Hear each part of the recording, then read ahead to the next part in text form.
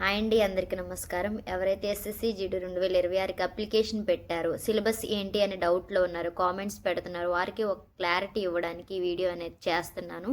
Official నోటీస్లో మనకి నోటిఫికేషన్లో ఏదైతే సిలబస్ ఇచ్చారో ఆ సిలబస్ని పూర్తిగా ఒక్కొక్క టాపిక్ ఏమేమి టాపిక్స్ వస్తాయని మీకు ఎక్స్ప్లెయిన్ చేస్తాను.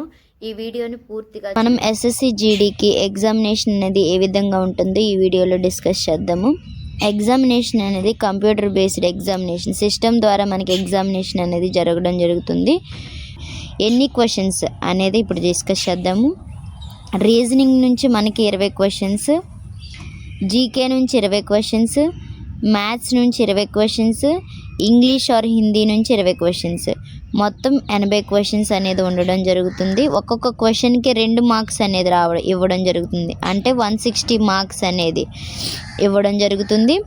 ఈ మొత్తం ఎగ్జామినేషన్ అనేది 60 నిమిషాలు అంటే 1 అవర్ అనేది కేటాయించడం జరుగుతుంది. ఇప్పుడు మనం సిలబస్లో ఉన్న టాపిక్స్ ఏంటి అనేది ఇప్పుడు డిస్కస్ చేద్దాము. జనరల్ ఇంటెలిజెన్స్ అండ్ రీజనింగ్ నుండి వచ్చే టాపిక్స్ ఏంటి అనేది చూద్దాం. ఇది అఫీషియల్గా మనకి ఎస్ఎస్సి వాళ్ళు ఇచ్చిన పీడిఎఫ్లో నుంచి మీకు ఈ టాపిక్స్ అనేది ఎక్స్ప్లెయిన్ చేస్తున్నాను. మీరు ఈ టాపిక్స్ని ఒక దగ్గర రాసుకొని ఒకదాని తర్వాత ఒక టాపిక్ని మీరు ఇంటి దగ్గర ప్రిపేర్ అవుతున్నట్లయితే ఒకదాని తర్వాత ఒకటి, ఒక టాపిక్ తర్వాత ఒకటి ప్రాక్టీస్ చేయండి.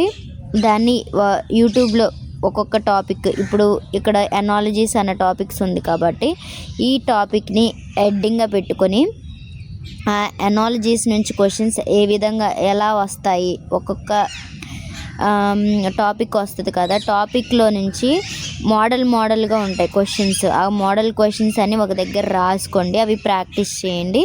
ఆ ప్రాక్టీస్ చేయడం వల్ల మీరు ఎగ్జామ్ అనేది క్లియర్ చేయొచ్చు. ఇది ఒక ఎగ్జామినేషన్ ట్రిక్ ఇంటి దగ్గర ఉండి ప్రిపేర్ అయ్యే వాళ్ళ కోసము. ఇప్పుడు టాపిక్స్ ఏంటాయని చూద్దాం. Analytical aptitude and ability to observe and distinguish patterns will be tested through questions principally of non verbal type.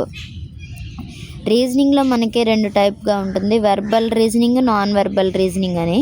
ఇక్కడ మనకి ఏం అడిగారంటే నాన్ వెర్బల్ రీజనింగ్ టైప్లో క్వశ్చన్స్ అనేది అడిగే అవకాశం ఉంటుంది అని అన్నారు.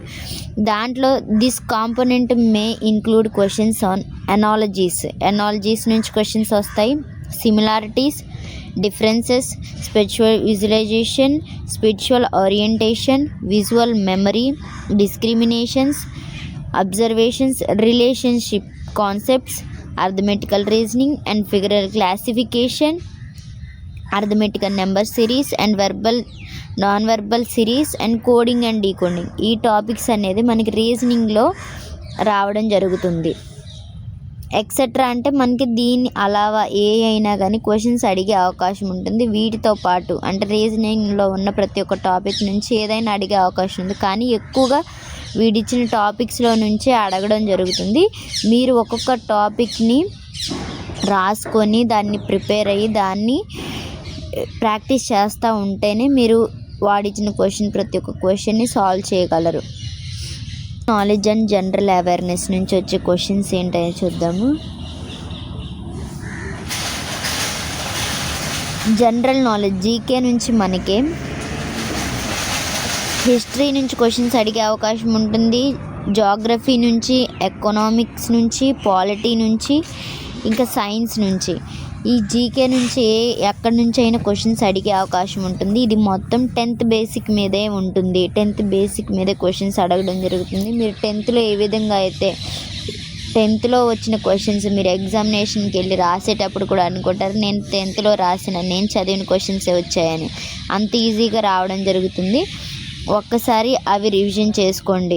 హిస్టరీ నుంచి, జాగ్రఫీ నుంచి, ఎకానమీ, పాలిటీ, సైంటిఫిక్ సైన్స్ నుంచి, కాన్స్టిట్యూషన్ నుంచి ఈ విధంగా అనేది క్వశ్చన్స్ అనేది రావడం జరుగుతుంది. జీకే అండ్ జనరల్ అవేర్నెస్ నుంచి.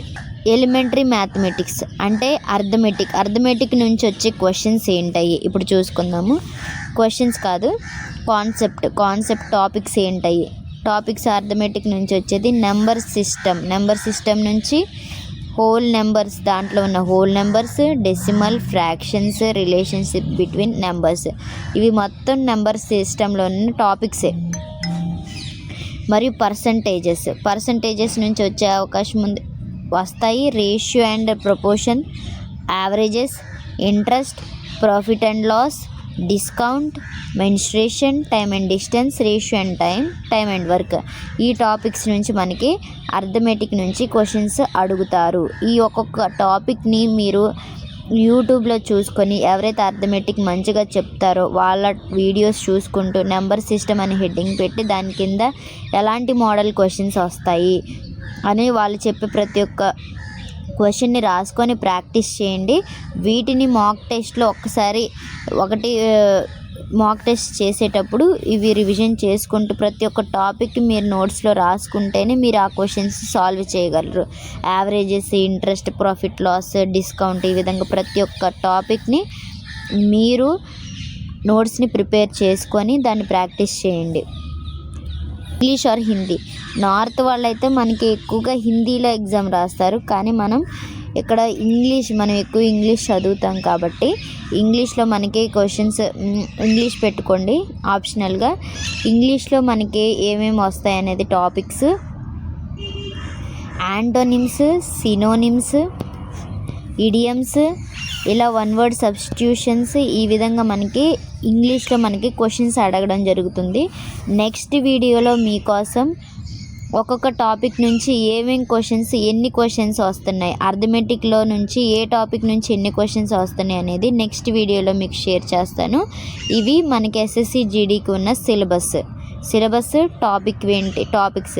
ఇది అఫీషియల్గా ఇచ్చిన పీడిఎఫ్లో నుంచి తీసుకున్న టాపిక్స్ ఏంటి అనేది ఇప్పుడు డిస్కస్ చేశాను. మంచిగా ప్రిపేర్ అవ్వండి. నేను చెప్పే కంటెంట్ మీకు నచ్చినట్లయితే నా ఛానల్ని సపోర్ట్ చేయండి, సబ్స్క్రైబ్ చేయండి, లైక్ చేయండి. ఈ కంటెంట్ అనేది ఎవరికైనా మీకు తెలిసిన వాళ్ళకి ఎవరికైనా కానీ ఉపయోగపడుతుందంటే వాళ్ళకి షేర్ చేయండి. Thank you to all.